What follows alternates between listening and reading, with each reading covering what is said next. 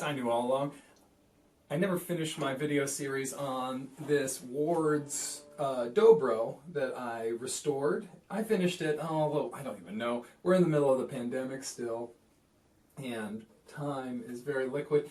But here it is now. We'll talk about the finished guitar. Long journey with this one. I don't even know. I'm sure when I'm editing this, I'll look back and I'll be able to know exactly how long it took.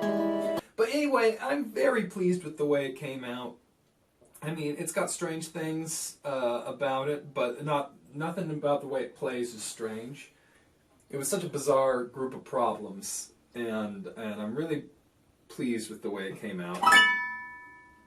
So we'll talk about what happened. I ended up, once I got the neck off and was able to play with the component parts, it became very obvious the neck needed to be flattened. It was very severely bowed, and to get the profile or the width at the nut back within an acceptable spec for me, especially since this is going to be a guitar I play most likely. I don't think I'm going to end up selling this guitar because it's so bizarre. I want it to be, you know, a nut width that I'm comfortable with, and I forget what it started. It was so narrow from being cut down and this new head being spliced on, and we ended up with a fretboard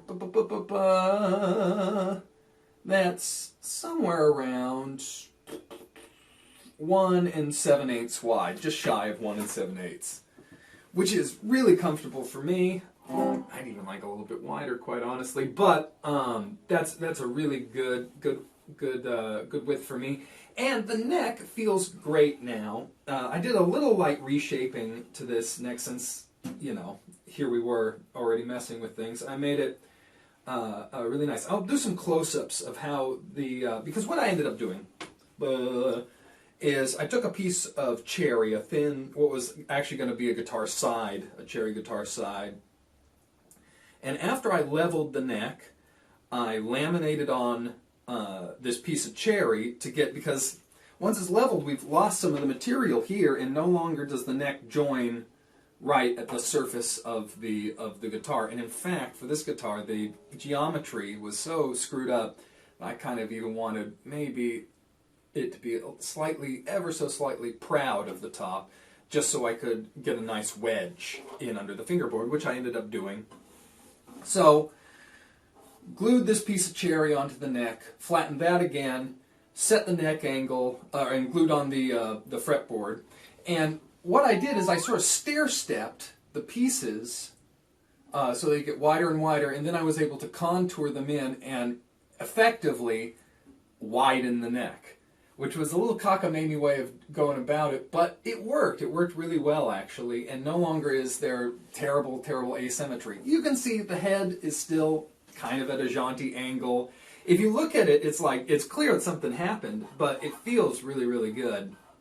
And I didn't want to splice on a whole new head. This one is on there and looks good. I also, since this is just some piece of pine, I put on this, I made this bit of marquetry for the headstock, just to zazz it up. There's not really an analog. This isn't from an old design. This is just like, no, I'm just going to do whatever I want to this guitar.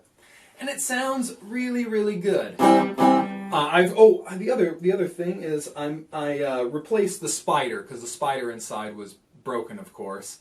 And I even have a little video comparing the old spider to the new spider, just ringing them. And the new spider was so much better sounding. I'm sure and I'm toying with whether I should replace the cone in here as well. But anyway,